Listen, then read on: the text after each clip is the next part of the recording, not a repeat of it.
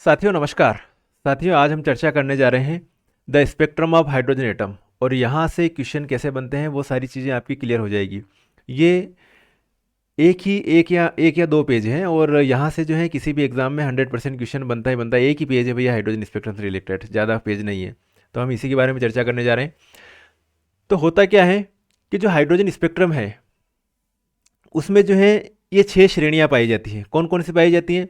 Question कहाँ से बनेगा भैया कि कौन कौन सी श्रेणी पाई जाती है और कौन से रीजन में पाई जाती है और लोअर एनर्जी स्टेट किसके लिए क्या होती है और हायर एनर्जी स्टेट किसके लिए क्या होती है, यहाँ से क्वेश्चन बनता है।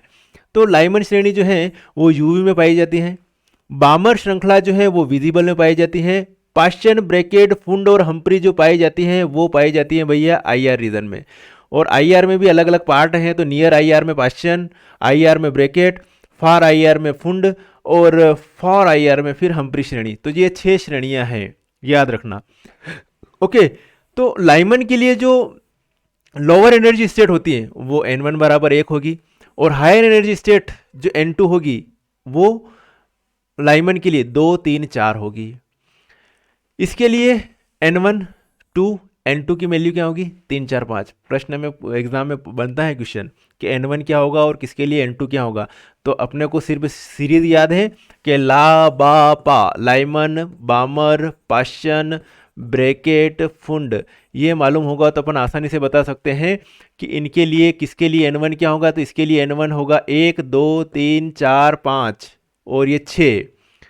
ओके, हम्प्री के लिए कितना होगा? 6 होगा। तो ये तो n1 की वैल्यू आ गई। अब n2 की वैल्यू निकालनी है तो सिंपल कॉन्सेप्ट है।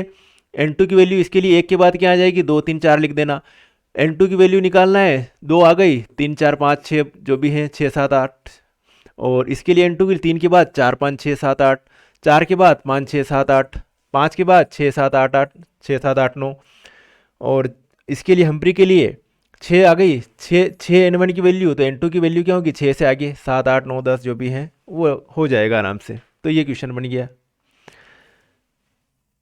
Simple simple. लाइमन, बामर, पाश्चन, ब्रैकेट, फुंड और हम्प्री रीजन ये है। लोअर एनर्जी स्टेट किसके लिए क्या होती है, हायर एनर्जी स्टेट किसके लिए क्या होती है। लोअर एनर्जी स्टेट और हायर एनर्जी स्टेट के लिए आपने जो है क्लास 11th में जो है हाइड्रोजन स्पेक्ट्रम का अगर डायग्राम बच्चों को पढ़ाया हो या फिर खुद कभी पढ़ा हो तो आप आसानी से बता सकते हो। कैसे बताओगे? थोड़ा सा एग्जाम्पल के तौर पर बता देता हूँ। जैसे कि ये ले रखा है मैंने नाभिक। ओके, ये नाभिक लिया और यहाँ पर ये पहली कक्षा, ये दूसरी कक्षा, ये तीसरी कक्षा, चौथी, पाँचवीं, छठवीं और ये 7वीं और फिर 8वीं, जो भी बनाते रहो कोई दिक्कत नहीं है। ये n1, ये n2, ये n3, ये n4, ये n5, n6, n7 और ये n8। क्लियर? अब क्या होगा कि जब हम लाइमन श्रेणी की बात करते हैं तो यूवी रीजन में होती है और बहुत ज़्यादा एनर्जी होती है भैया। तो यहाँ पर इलेक्ट्रॉन बैठा हुआ है, कहाँ पर? पहली कक्षा में बैठा हुआ है। तो पहली कक्षा से इलेक्ट्रॉन एनर्जी एब्जॉर्व करके जा रहा है दूसरी कक्षा में और दूसरी कक्षा से वापस एनर्जी जो है उत्सर्जित करके, ऊर्जा उत्सर्जित वापस पहली कक्षा में आया। फिर ये कंडीशन बनेगी, फिर ये, फिर ये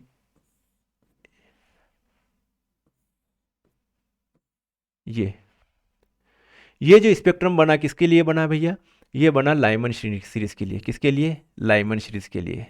लाइमन सीरीज के लिए n1 बराबर 1, n2 बराबर क्या हो सकता है? 2, 3, 4, 5, 6। मतलब कहने का मतलब है कि लोअर एनर्जी स्टेट इसकी 1 है, बाकी हायर एनर्जी स्टेट 2, 3, 4, 5, 6, 7, 8 जो भी हैं वो हो सकते हैं। इसी प्रकार से जब हम बात करेंगे पाश्चन की तो शुरुआत कहाँ से होगी पाश्चन श्रेणी की? यहाँ से शुरुआत होगी।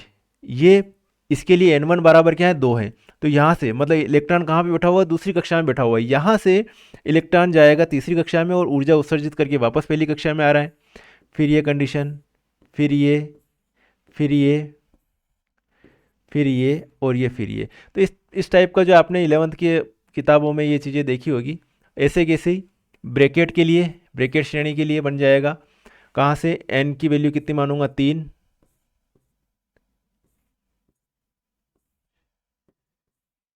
ये वाला ब्रैकेट श्रेणी के लिए। ऐसे फुंड के लिए, ऐसे हम्प्री के लिए बन जाएगा। तो ये चीज़ याद रखना कि किसके लिए n1 की वैल्यू क्या होती है। मैं कहूँ कि फुंड श्रेणी के लिए n1 की वैल्यू कितनी होती है? 5। और प्रथम एक्साइटेड स्टेट की वैल्यू क्या होगी? 6। द्वितीय एक्साइटेड स्टेट की वैल्यू 7। तृतीय एक्साइटेड स्टेट की वैल्यू 8। बामर के लिए N1 की वैल्यू क्या होगी, लोअर एनर्जी स्टेट N1 की वैल्यू क्या होगी 2, द्वितीय हायर एनर्जी स्टेट में प्रथम एक्साइटेड स्टेट 3, द्वितीय एक्साइटेड स्टेट 4, तृतीय एक्साइटेड स्टेट 5। क्लियर है। ऐसे ही हम बात करें भाया इसके लिए पाश्चन श्रेणी के लिए जो है लोअर एनर्जी स्टेट N1 3 होगी, मतलब प्रथम उत्तेजित अवस्था, प्रथम जो है एनर्जी स्टेट कौन सी होगी, लोअर एनर्जी स्टेट जहां पर इलेक्ट्रॉन है कौन सी होगी, तीसरी कक्षा है। प्रथम उत्तेजित अवस्था 4, द्वितीय उत्तेजित अवस्था 5, तृतीय उत्तेजित अवस्था एक्साइटेड स्टेट 6 होगी। क्लियर है। चलिए, तो ये है बेसिक बात किसके बारे में, हाइड्रोजन स्पेक्ट्रम के बारे में। क्वेश्चन बनेगा कौन सी सीरीज कौन से रीजन में पाई जाती है, और लोअर एनर्जी स्टेट किसके लिए क्या होता है, और हायर एनर्जी स्टेट किसके लिए क्या होता है, मतलब N1 क्या होता है और किसके लिए N2 क्या क्या होता है, ये यहाँ से क्वेश्चन बन जाएगा।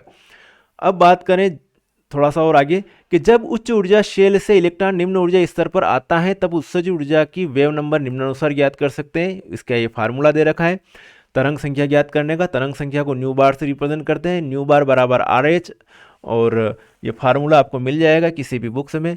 तो N स्क्वायर ये F लिखा हुआ है और NI का स्क्वायर लिखा हुआ है, मतलब NI मतलब इनिशियल स्टेट में इनिशियल कक्षा है ना, इनिशियल एक्साइटेड स्टेट, और NF मतलब फाइनल एक्साइटेड स्टेट हो जाएगा, final excited state NF final final. Clear है। तो ये RH की वैल्यू रखेंगे, यहाँ पर जो भी कक्षा है, जैसे कि यहाँ पे इनिशियल में यहाँ पे 2 मान लिया, यहाँ पे 2 मान लिया, तो यहाँ 3 हो सकती है, 4 हो सकती है, 5 हो सकती है, जो भी हो सकती है वो हो सकती है। यहाँ पर 1 माना तो यहाँ 2 3 4 5 6 फाइनल जो भी है हो जाएगी। अब energy of subshell in hydrogen atom, energy of subshell in hydrogen atom, तो हाइड्रोजन एटम ब्रैकेट में इसको हाइड्रोजन एटम के लिए हाइड्रोजन एटम के पास एक इलेक्ट्रॉन होता है। इसी प्रकार से सर, इसी प्रकार से साहब, ये जो है एक इलेक्ट्रॉन इसके पास होता है तो एक इलेक्ट्रॉन इसके पास भी होता है और एक इलेक्ट्रॉन इसके पास भी होता है। Li2+, Li के पास 3 इलेक्ट्रॉन होते हैं, 2 इलेक्ट्रॉन निकल गए तो एक ही इलेक्ट्रॉन बचा। हीलियम के पास 2 इलेक्ट्रॉन होते हैं, एक इलेक्ट्रॉन पॉजिटिव चार्ज लग गया तो इलेक्ट्रॉन कितना रह गया, एक ही रह गया। तो हाइड्रोजन एटम के बराबर H एटम He+1 और Li2+।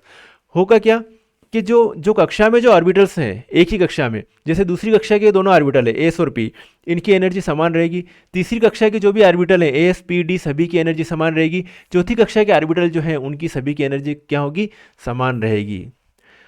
ठीक है, जब एनर्जी निकालेंगे तो, अर्थात सिंगल इलेक्ट्रॉन सिस्टम में एक ऊर्जा स्तर के सभी सबशेल की ऊर्जा समान होती है। यहां तक क्लियर है।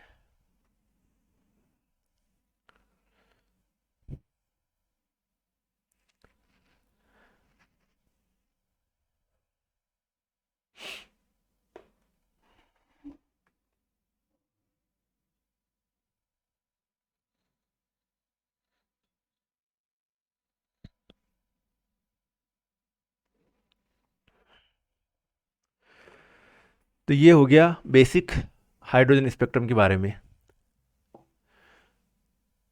तो साथियों, अगर फुल्ली कोर्स जो है आपको पढ़ना है तो संपर्क कीजिएगा, डिस्क्रिप्शन में मैं अपने नंबर दे दूंगा, वहाँ पर जो आप मुझे मैसेज कीजिएगा, आपको पूरा HSTET का सिलेबस करवाया जाएगा।